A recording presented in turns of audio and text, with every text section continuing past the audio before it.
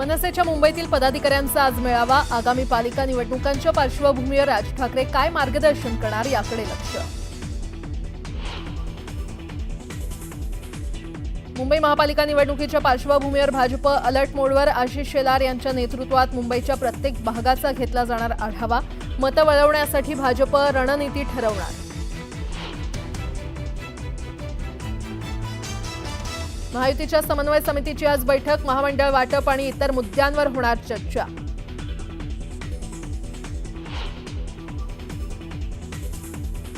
माजी मंत्री धनंजय मुंडे अद्यापही सरकारी बंगल्यातच। मंत्रिपदाचा राजीनामा दिल्यानंतर 4.5 महिने लोटल्यानंतरही मुंडेंचा सातपुडा बंगल्यावरच मुक्काम।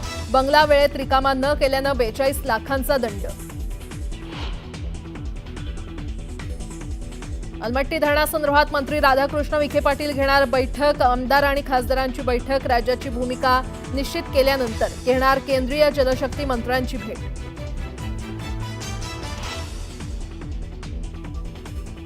करणार मराठी भाषेसंदर्भात आम्ही हिंसाचार करणार का उघडा जाती उघडा। मुख्यमंत्री फडणवीसांकडून कारवाईच्या इशाऱ्यानंतर संजय राऊतांचं चॅलेंज।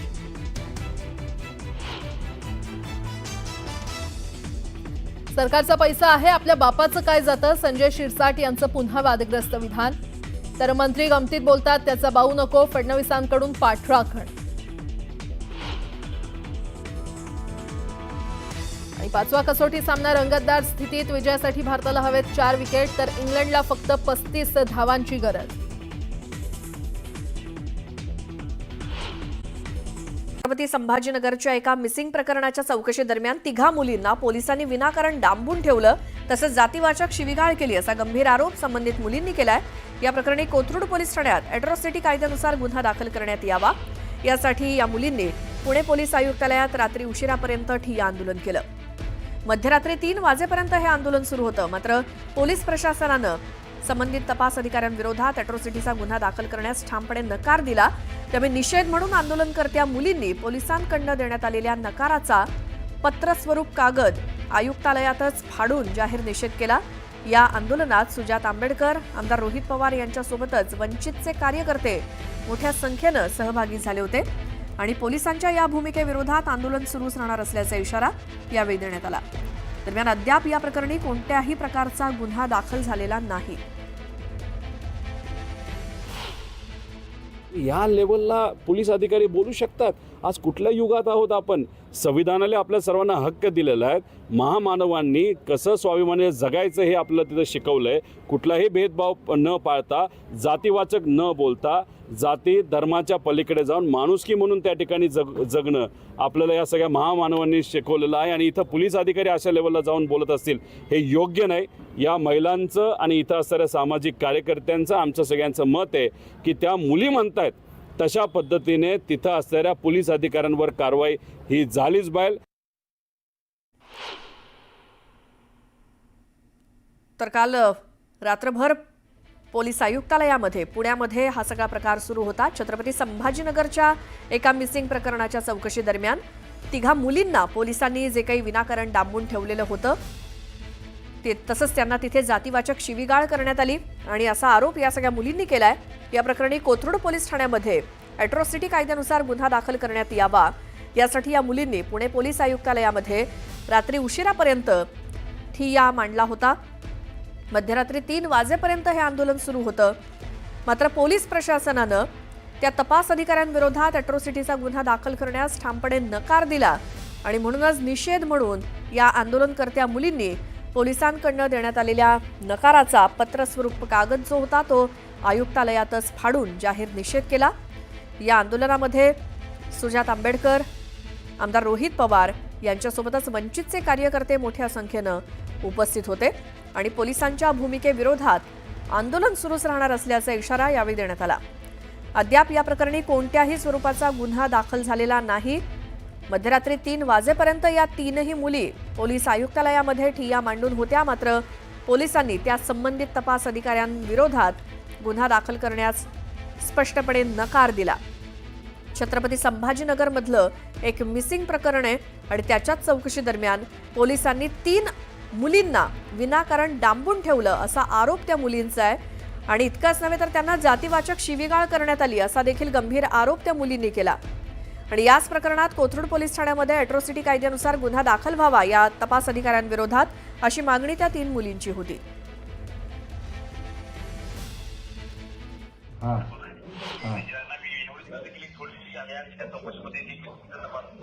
मध्ये काही आरोपाची टीम आपल्याकडे आली होती. तुमच्या पुस्तकांना थोडं म्हणजे त्या चौकशी दरम्यान त्यांना पण त्यांची अचेतन झालेला आहे. याच्यात त्यांचा निरीक्षण आहे की काय अॅट्रॉसिटी काय मार वगैरे झाली आपल्या पोलिसला सीसीटीव्ही आहे. एक लक्षात घ्या, कदम ती 25 वर्षाची आहे. कुठला तरी पोलीस औरंगाबाद मधनं येतो आणि हे सगळं कोणाच्या तरी घरामध्ये घुसतात. कुठल्या कायद्याखाली घुसतात हे? हा, पोलिसाला लायसन्स तर दिलेलं नाही ना. त्याच्यामुळे FIR नोंदून घ्या ना, चौकशी होत राहील त्याच्यामध्ये. नाही 2 दिवस नाही, ताबडतोब झाली पाहिजे FIR. कदम 2 दिवस नाही, FIR ताबडतोब नोंदवल्या गेली पाहिजे. नाही तर मी त्यांना सांगतो तिथं धरणं देऊन बसा, FIR नोंदवा म्हणून. नाही, विनंती नाहीये, कायदा आहे. हो, कायद्याला असणारा विनंती नसते. कायदा आहे, सुप्रीम कोर्टाने तुम्हाला सांगितलेला आहे की ताबडतोब असणारे FIR दाखल करून घ्या. चौकशी तुमची होत राहील ना. FIR नोंदवायला सुद्धा पोलिसांचा रेजिस्टन्स आहे. आम्ही चौकशी तर मागत नाही, किंवा तुमच्या चौकशीमधून निष्फळ होईल त्याच्यावरतीच तुम्ही असं कारवाई करणार आहात. हा, FIR नोंदायला सांगा तिथे.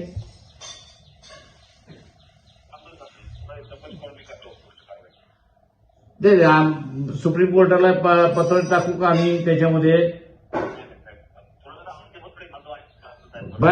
असे हा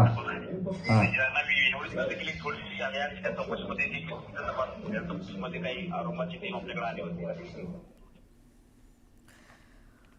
तर प्रकाश आंबेडकर यांनी सुद्धा त्वरित FIR दाखल झाली पाहिजे अशी मागणी केली आहे. ज्या 3 मुलींना विनाकारण एका प्रकरणामध्ये डांबून ठेवलेलं होतं आणि ज्यांना जातीवाचक शिवीगाळ करण्यात आली, अॅट्रॉसिटी अंतर्गत या तपास अधिकाऱ्यांवरती गुन्हा दाखल व्हावा यासाठी पहाटे 3 वाजेपर्यंत सुजात आंबेडकर, रोहित पवार यांच्या उपस्थितीमध्ये हे आंदोलन पोलीस आयुक्तालयामध्ये सुरू होतं. ठिय्या मांडण्यात आलेला होता. मात्र तरी देखील तपास अधिकाऱ्यांवरती गुन्हा दाखल करण्यास पोलीस अधिकाऱ्यांनी नकार दिला आणि म्हणूनच तिथं हे ठिय्या आंदोलन सुरू होतं. विद्यार्थी आणि कार्यकर्ते मोठ्या प्रमाणात आक्रमक झालेत. त्या तपास अधिकाऱ्यांवरती अॅट्रॉसिटी अंतर्गत गुन्हा दाखल व्हावा अशी मागणी या 3 मुलींसोबतच त्यांच्या समर्थकांची आहे. सुजात आंबेडकर, रोहित पवार आणि त्यांचे सगळे सहकारी तिथं उपस्थित होते. पहाटे 3-3:30 वाजेपर्यंत मुलींचं पोलीस आयुक्तालयामध्ये आंदोलन सुरू होतं पुण्यामध्ये.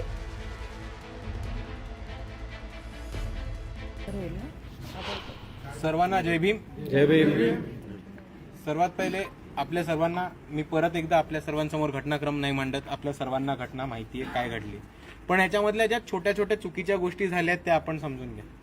औरंगाबादची पोलीस पुण्यामध्ये येते, परमिशन आहे का, ज्युरिस्डिक्शन आहे का?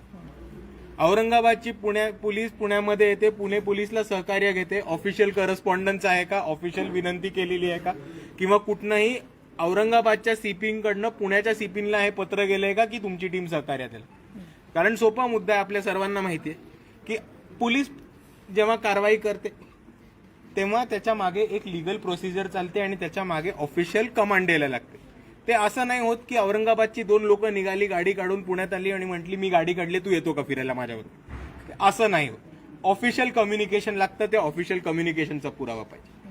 आता ज्या 3 पोरी आहेत ज्यांच्या घरावरती पोलीस घुसले आणि ज्यांना त्रास दिला गेला, ज्यांच्यावरती जातीवाचक हल्ला गेला, या 3 पोरींकडचं लोकेशन कुठनं मिळालं हा एक महत्वाचा प्रश्न मिळत राहतो. आणि जर आपण तपास केला तर आपल्याला कळतं की ह्यांचं लोकेशन सिम कार्ड ट्रेस करून मिळालेलं आहे. आता सिम कार्ड ट्रेस करायला सुद्धा एक ऑफिशियल FIR लागते आणि या ऑफिशियल FIR ची सुद्धा आम्हाला प्रत दाखवली गेली नाही. हा एक महत्वाचा मुद्दा समजा. म्हणजे औरंगाबादची पोलीस पुण्यात का येते, पहिला प्रश्न. त्याची परमिशन होती का, दुसरा प्रश्न. फोन ट्रेस का केला, तिसरा प्रश्न. त्याची परमिशन होती का, चौथा प्रश्न.